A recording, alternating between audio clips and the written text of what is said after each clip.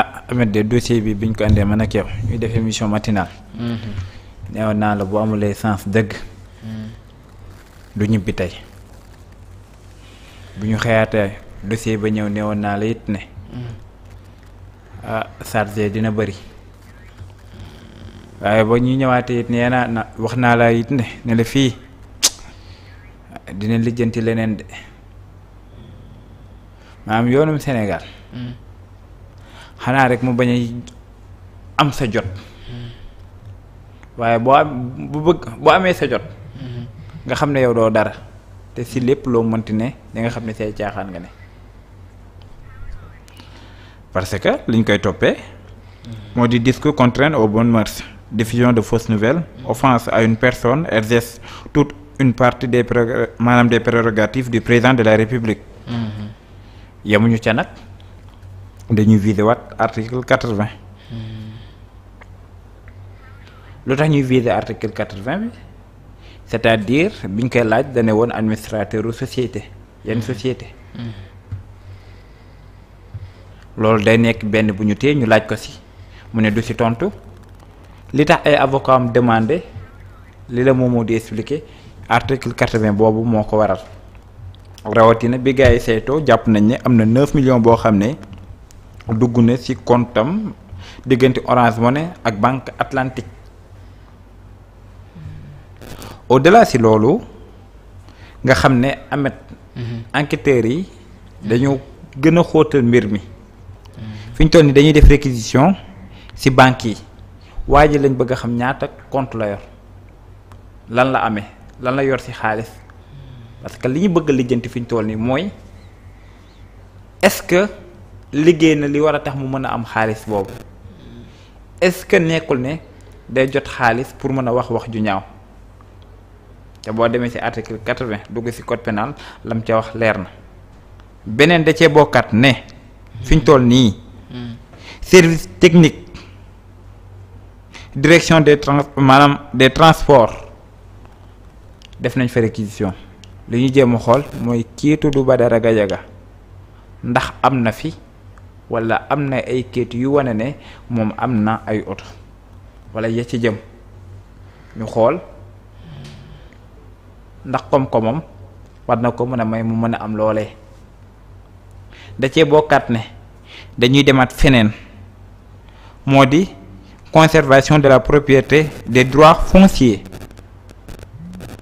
c'est-à-dire fi ñu dugaat moo di dañuy jëm xool waa ji lu mu am ci suuf lu mu am ci kër li ni mel nag bu kenn wax ne jaay doole la dafa bokk ci dossier bi ñu bari dina ne diggante Amadou Ba ak Ousmane la déedéet lan moo tax diggante Amadou Ba ak Badara la li tax coowal Adji Sarr xam nga loolu yëpp lu ko andi mooy lu tax Badara di wax ji ni mel est-ce que Badara day tëdd nelaw yeewu day waxee par conviction est-ce que Badara day wax ñu koy fay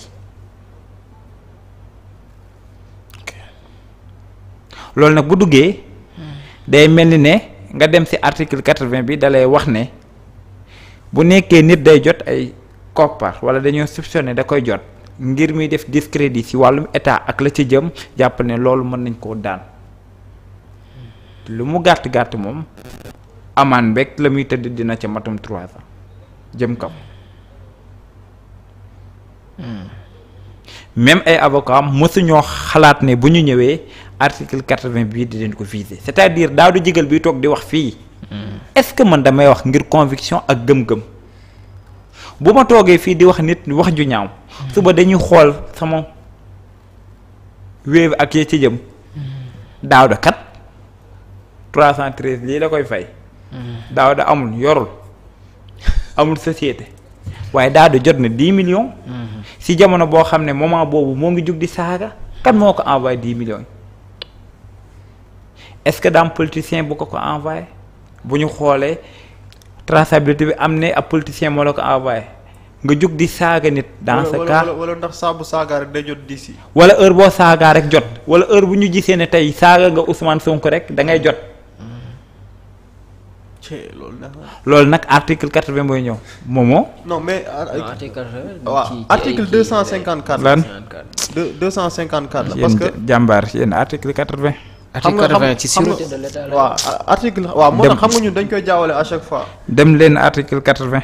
xam nga article 254 moom mooy wax. L'offense au président de la République par l'un des moyens énoncés par l'article 248. Est punie d'un emprisonnement de 6 mois à 2 ans et d'une amende de 1 million à 1 million 500 francs ou l'une de ces deux peines seulement.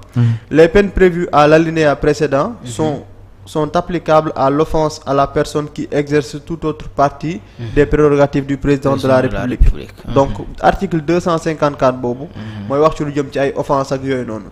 Article 80 nga xam ne moom la ñuy faral di wax ça parle de manœuvre et acte de nature à compromettre la sécurité publique. Donc moom moo bokk ci article yu ñu cité ci 139 tàmbale ko 80 fii de procédure nga jeexal ko fee. waaw liiral 80. dafa gudd nag. waaw liiral. article 80. waaw. bul ba dara. ñu ne les autres manœuvres et articles de nature à compromettre la sécurité publique ou à occasionner des troubles politiques graves, à enfreindre les lois du pays seront punis d'un emprisonnement de 3 ans au moins et de 5 ans au plus et d'une amende de 1 million à 1 million 500 francs. Les coupables pourront nga ne daan bi ñaata la. 3 ans au moins et 5 ans au plus. waaw lu mu ca tegaat. d'une amende de 1 million de 100 000 à 1 million 500. lu mu ci tegaat. Les coupables pourront en outre être frappés d'interdiction de séjour. lu mu ci tegaat. Tout individu qui aura reçu. ñëwaatal foofu bopp insister nga articuler mu leer. na leer boobu wax. ñu ne tout individu. da jëde taxal. dégg ñoo ngi lay dégg. bamtuwaat naa ko 2 fois. waxaatal tout nan moo bi.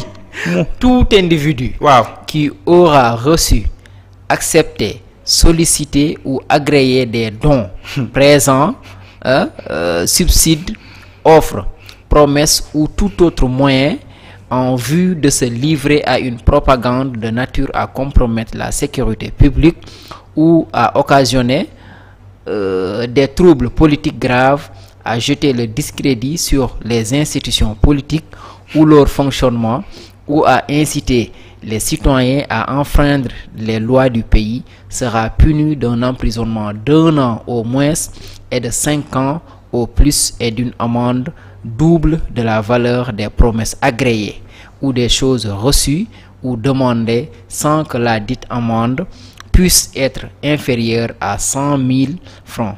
Les coupables pourront en outre être frappés d'interdiction de séjour. Il ne sera jamais fait restitution des choses reçues ni de leur valeur. Elles seront confisquées au profit du trésor. Ahmed dossier bi sama dossier la tëdduma ne xoolal dossier bi sama dossier la. ok xam nga ndax comprendre nga. d'accord léegi li ma wax.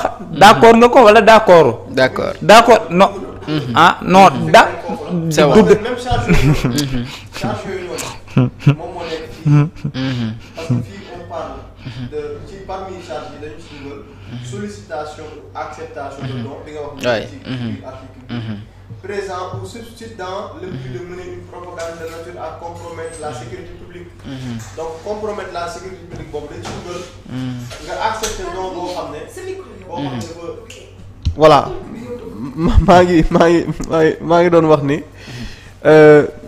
dañ ci dugal ci charge yi. sollicitation ou acceptation de don.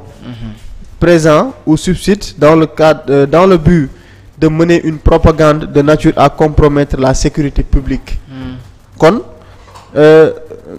compromettre la sécurité publique daf ci bokk li nga xam ne moom moo jëm ci propagande.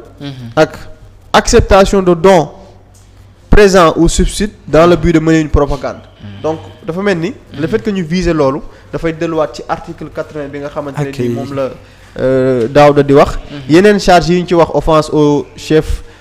Offense à une personne exerçant toute autre partie des prérogatives du président de la République. mooy 254 bi. Diffusion de fausses nouvelles aussi tudd nañ ko si. mais aussi si article donc article yu bëri moo koy visé ndoo à la. maanaam article 80 bi. jëm ca 3 ans ba 5 ans ñu daan la dañu ne. bépp nit boo xam ne dangaa nangu wala nga solliciter ab don wala ñu neexal la jox la xaalis wala am luñ la mënti jox wala ñu fay la wala ñu defal la offre wala ñu ne la boo ma saaga maanaam buñ la fayee xaalis nga saaga Ousmane Sonko buñ la ne boo saagaa Ousmane dinaa la neexal boo saagaa Ousmane dinaa la may kër jàppal ne article 80 bii la d'accord maanaam bis bu ñu jotee ci dossier bi ni mel am na politicien boo xam ne dafa jël xaalis jox ko waa ji ñu njortu ne ba muy jot xaalis bi du liggéey parce que politicien la kii chroniqueur la da koy jox xaalis mu saaga Ousmane Sonko jàppal ne 3 ans ba 5 ans yi day ñëw. d'accord moo tax ma ne la justice sum Sénégal xanaa mu bañ a jox say dossier lii yëpp nag xam nga lu ko waral. mooy administrateur société day ñëw. yi ni mel nii article 80 bii. moo tax avocat wu Badara Gadiaga demandé nañu xaar ba lundi. lii moo xew dañoo ñëw ci BFM bi jàng réviser Adji Sarr Ousmane Sonko avocat yi nekk bu ñu demee sujet bi way génn ñu ñëw gars yi génneel ko article 80 don bi xaalis bi mooy liñ doon laajte ana xaalis bi. waaye lu ñu koy laajte mooy 9 millions yi fu mu jugee. xaalis bi muy jot moom 9 millions yu ñëw. xaalis fu mu jugee kan moo koy kii ak lu tax ndax dafa am lu ñu doon liggéey ñoom ñaar wala daal dafa. léegi nag. doo mën a dugg ci yoon. léegi dafay am leneen luy ñëwaat. waa léegi bu fekkee ne dem nañu ba par exemple. bu ñu demee ba mën a. établir que don bi kat dafa jugee ci koo xamante ne nii ci opposition politique bu Sénégal la bokk. suñu àggoon foofu. buñ fa yeggee nag. foofu lay neexee. dinañ fi mës a tasum parti politique de xaw ma kañ lay doon ji yéen seetluwoo leen. waa ji la ñu téye ñoom ñëpp génn. gënandoo moo nekkoon capitaine bi. conférence de presse maanaam seen sànni tàccu bi nga téye. encore une fois seen sànni tàccu bi nga téye. maanaam bu ñu dajalee équipe bi di réunion dañ naan ko yaay capitaine bi. Badara nga jàpp. activiste bi la mu war a xeexi jiw ko ñëw di jàppale Badara. Badara nga jàpp société civile li mu war a xeexi ji xeexu ko ñëw di ko jàppale. Badara Gadiaga nga téye ñi yor ay société ak i entreprise ñëw. Badara nga téye ay ministre Mbaye Ndiaye ña nga xam ne ba nga téye Farba nga leen di ñooñu ngay gis ñooy ñëw. Badara nga téye ministre ñëpp ñëw Badara Gadiaga nga téye Amadou Ba.